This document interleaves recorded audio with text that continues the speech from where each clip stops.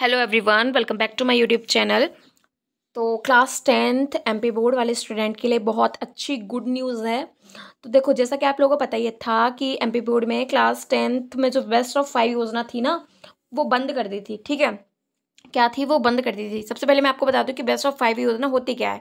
तो देखो, best of 5 योजना क्या होती है, जैसे कि जो भी स्टूडेंट क्लास 10th में, ठीक है, क्लास 10th में, तो उनके पास कितने सब्जेक्ट होते हैं, उनके पास 6 सब्जेक्ट होते हैं। ठीक है, 6 सब्जेक्ट होते हैं।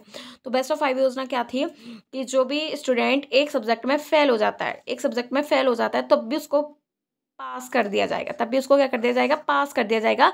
क्योंकि टॉप फाइव जो सब्जेक्ट हैं उसमें जो अच्छे नंबर आए हैं, तो उनको उनके नंबर को ऐड करके ही आपका जो रिजल्ट था वो बनाया जाता था।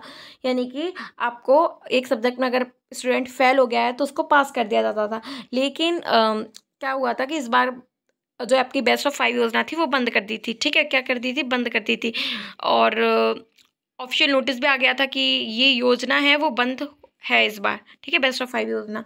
लेकिन अब फिर से ये चर्चा हो रही है। ठीक है, बहुत ज़्यादा न्यूज़ आ रही है कि बेस्ट ऑफ 5 योजना फिर से लागू कर दी एमपी बोर्ड में। यानी कि जो 2025 में एग्जाम देंगे वो फिर से यानी कि इस बार है, आपकी जो बेस्ट ऑफ 5 योजना है वो है।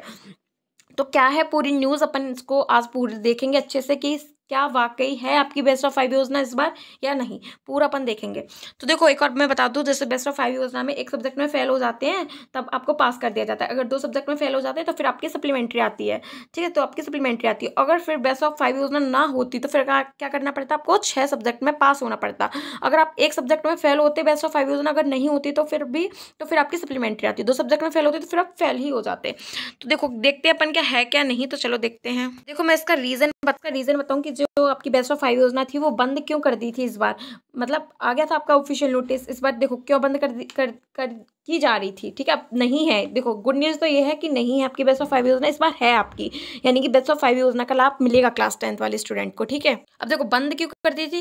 जैसे कि आपको क्या कर दिया था कि क्लास 9th में गणित एवं अंग्रेजी में, यानी कि आपके मैथमेटिक्स और इंग्लिश में बेसिक और स्टैंडर्ड का प्रावधान कर दिया था। बेसिक और गणित लागू होने के बेसिक और स्टैंडर्ड लागू होने के बाद जो बेस्ट ऑफ 5 योजना थी उसको बंद कर दिया था। ठीक है, तो फिर क्या हुआ था कि इसको बिल्कुल ही बंद कर दिया था। और अब क्या है, जो आपकी बेस्ट ऑफ 5 योजना है वो स्टार्ट, मतलब अब आपकी जो है वो लागू हो गई है। तो आप लोग इधर देख सकते हो कि दरअसल एमपी बोर्ड में 10वीं बोर्ड के परीक्षा के छात्रों के लिए बड़ा ऐलान किया है, जिसमें बेस्ट ऑफ 5 योजना को फिर से लागू कर दिया गया है। देखो, आप लोग देख सकते हैं, इस योजना के तहत छात्रों को 6 में से 5 विषय के पास होने पर पास माना जाएगा।